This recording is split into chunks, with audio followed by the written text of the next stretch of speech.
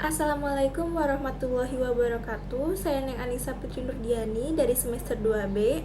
Pada pertemuan ke-7 ini, saya akan mereview materi hukum pidana dan mereview materi dan jawaban UTS.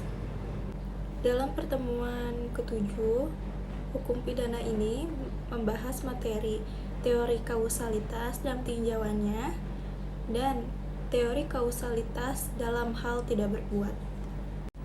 Jadi, dalam tinjauan kausalitas ini yaitu dianggap paling mendekati kebenaran. Namun, ketika akan melakukan menggunakan teori ini perlu penambahannya, yaitu unsur kesalahan atas dari pelaku terhadap perbuatannya.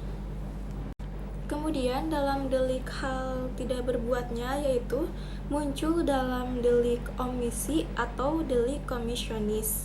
Nah, hal ini terjadi ketika seorang terdakwa tidak melakukan suatu hal yang menyebabkan sebab akibat tersebut.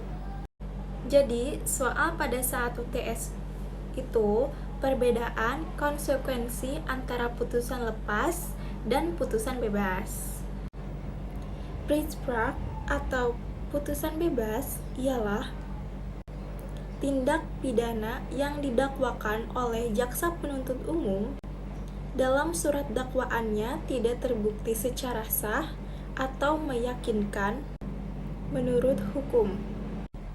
Hal ini dengan kata lain tidak dipenuhinya ketentuan asas pembuktian, yaitu dengan sekurang-kurangnya 2 alat bukti yang sah dan dengan keyakinan hakim.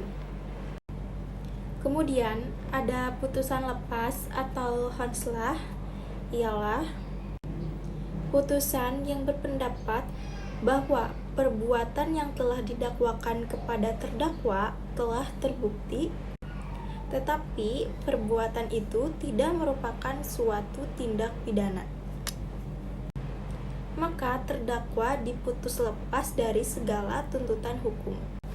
Perbedaan dari konsekuensinya atas putusan bebas dan putusan lepas yaitu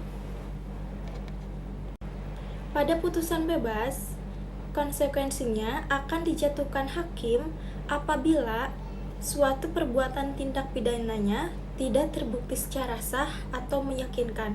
Hal ini juga ketika dijatuhkan konsekuensinya oleh hakim harus menggunakan sebagaimana atas asas yang menguntungkan terhadap terdakwa.